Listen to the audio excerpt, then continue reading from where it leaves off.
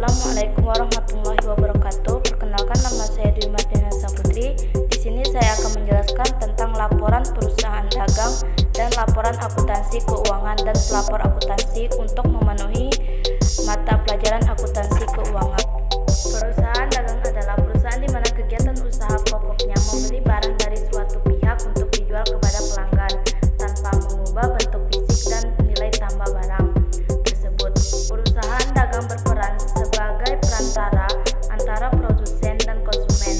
Dengan demikian, aktivitas perusahaan dagang antara lain sebagai berikut: A. Melakukan pembelian barang dari produsen, kemudian menyimpan sementara tanpa mengubah bentuk dalam aktivitas ini.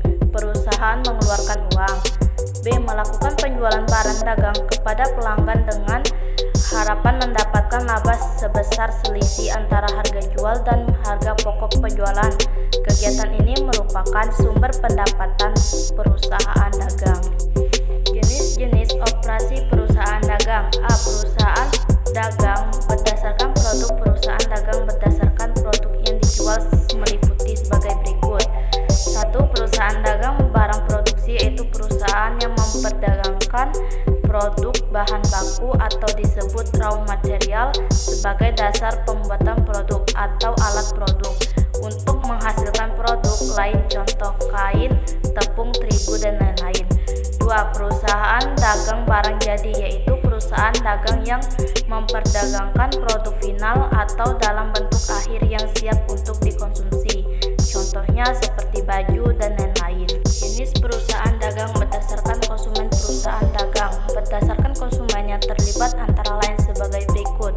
1. Perusahaan dagang besar atau disebut wholesaler, yaitu perusahaan yang secara langsung membeli produk dari pabrik dalam jumlah besar. Selanjutnya, perusahaan menjual barangnya ke sebagian pedagang dengan perantara yang volume penjualnya cukup besar, contoh grosir keramik, grosis Indomie, dan lain-lain. 2. Perusahaan dagang atau disebut mandalemen, yaitu perusahaan yang membeli dalam partai besar untuk dijual kembali ke pengecer dalam jumlah sedang atau kepada pedagang eceran, contoh subgrosir. 3. Perusahaan dagang pengecer atau retailer, yaitu perusahaan yang langsung menjual kepada konsumen secara eceran. Kita sering jumpai di lingkungan sekitar kita, contoh Indomaret, Alfamart, Swalayan, dan lain-lain.